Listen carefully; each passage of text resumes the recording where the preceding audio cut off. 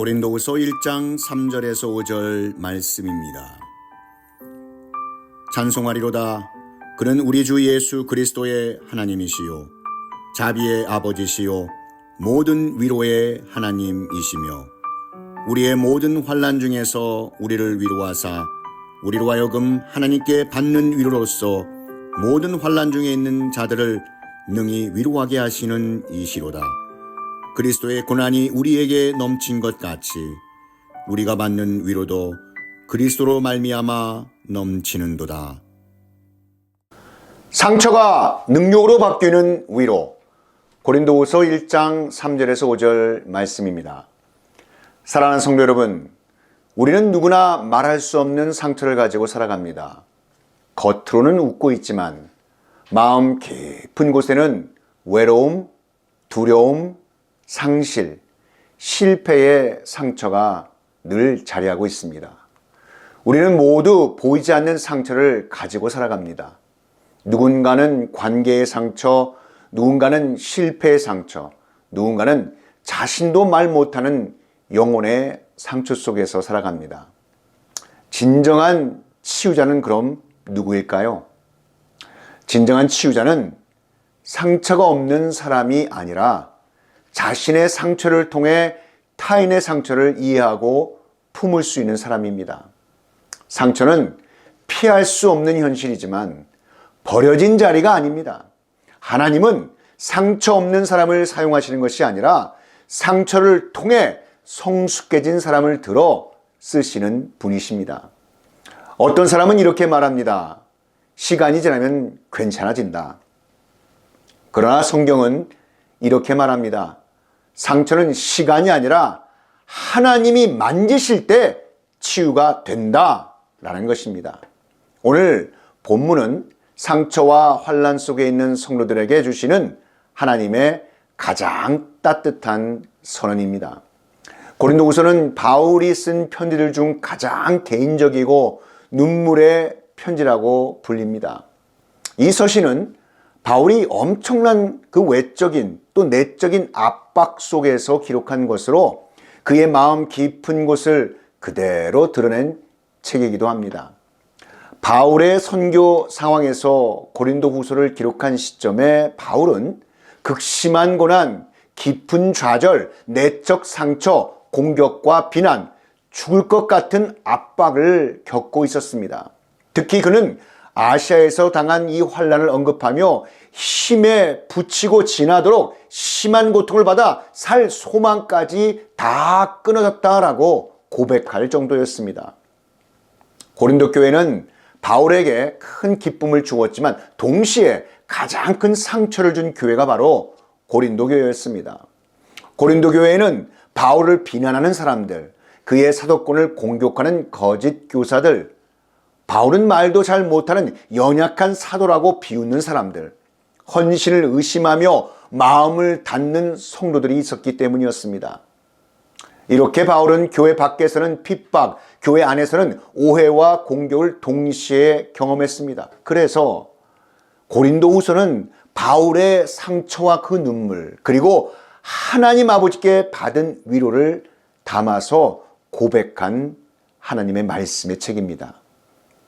이 본문 말씀을 통해서 우리에게 주시는 말씀의 그 핵심, 그 첫 번째는 하나님은 우리의 모든 환난을 아시는 모든 위로의 하나님이시다는 것입니다. 하나님은 모든 위로의 하나님이십니다. 그리고 우리의 상처 안에서 일하셔서 상처가 능력으로 바뀌게 하시는 위로의 하나님이십니다. 고린도후서 1장에 반복되는 이 핵심 단어 위로의 헬라어는 파라클레시스이며 이 단어는 신약 전체에서 매우 깊고 풍성한 영적인 의미를 가지고 있습니다. 단순한 위로의 이상에 하나님 아버지의 임재, 그 도우심, 회복, 강화, 일으킴을 모두 담고 있습니다. 따라서 이 파라클레시스는 단순한 위로가 아니라 옆으로 다가와 이름을 불러 일으켜 세우시는 위로, 넘어져 있는 자를 가까이 끌어올려 다시 걷게 하시는 위로라는 깊은 영적 뜻을 가지고 있습니다. 파라클레시스, 이 위로에 담긴 5가지 본질적 의미를 영적으로 깊게 우리가 살펴보면, 첫째, 하나님이 우리 곁으로 오시는 위로의 말씀입니다. 둘째, 우리를 다시 부르시는 위로입니다. 셋째, 약함을 강하게 하시는 위로입니다. 넷째, 위로의 사역은 보혜사 성령님의 사역입니다. 다섯째, 죽은 영혼을 다시 숨쉬게 하는 위로입니다. 그래서 헬라어 위로의 성경적 의미는 하나님께서 내 곁에 오셔서 내 이름을 부르시고 내 영혼의 생기를 불어 넣으시며 다시 일어나 걷게 하시는 것. 여러분, 이것이 오늘 이 말씀이 증거하고 있는 위로, 바로 위로의 정의라고 할 수 있습니다. 위로는 능력입니다. 위로는 성령님의 임재하심입니다. 잠시 쉬는 것이 아니라 소명을 회복하는 것입니다. 왜 바울은 위로라는 단어를 이렇게 반복해서 썼을까요? 바울은 자신의 고난 속에서 경험한 것이 있었기 때문입니다. 하나님이 멀리서 잘 견뎌라 하신 것이 아니라 그 곁에 오셨습니다. 하나님이 바울을 버려두지 아니하시고 이름을 불러 다시 세우셨습니다. 성령님이 바울의 영을 다시 살아나게 하셨습니다. 그래서 바울은 이렇게 고백합니다. 그리스도의 고난이 우리에게 넘친 것 같이 우리의 위로도 그리스도로 말미암아 넘치는도다. 할렐루야. 바울은 환난의 사람입니다. 고린도후서를 보면 그가 겪은 상처와 시련은 상상할 수 없었습니다. 사방으로 우겨싸임을 당하고 고난과 박해 속에 밀려나고 사람들에게 오해받고 영적으로 깊은 눌림을 겪었습니다. 그럼에도 불구하고 그는 이렇게 고백합니다. 모든 위로에 하나님께 찬송을 돌리라. 왜일까요? 도대체 어떻게 이런 능력 있는 고백을 할 수 있었을까요? 바울은 그 상처 속에서 만난 하나님의 위로를 보았기 때문입니다. 하나님은 우리의 상처 한복판에 계십니다. 우리가 울 때 하나님은 침묵하지 않으십니다. 시편 56편 8절에 이런 말씀이 있습니다. 나의 유리함을 주께서 계수하셨사오니 나의 눈물을 주의 병에 담으소서. 이것이 주의 책에 기록되지 아니하였나이까. 아멘.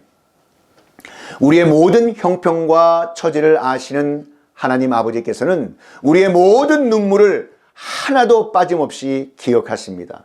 주님은 우리의 아픔을 외면하지 아니하십니다. 하나님은 상처를 아시는 분이시요, 그 상처 안에서 우리를 안아주시는 좋으신 우리 하나님 아버지십니다. 이 본문 말씀을 통해서 우리에게 주시는 말씀의 핵심 두 번째는, 하나님은 우리가 약할 때 위로하시고 강하게 하신다는 것입니다. 성경은 말합니다. 상한 갈대를 꺾지 아니하며 꺼져가는 등불을 끄지 아니하고 진실로 정의를 시행할 것이며. 사랑하는 성도 여러분, 상한 갈대를 꺾지 아니하시며 꺼져가는 등불을 끄지 아니하시는 우리 하나님 아버지, 그 하나님은 부서질 것 같은 우리 마음을 가만히 붙들어 회복시키시는 분이십니다. 우리의 상처 바로 그 자리에서 하나님은 일하고 계십니다. 이 본문 말씀을 통해서 우리에게 주시는 말씀의 핵심 세 번째는, 상처는 하나님께 위로받은 사람이 다른 이들을 위로하도록 부르시는 자리라는 것입니다.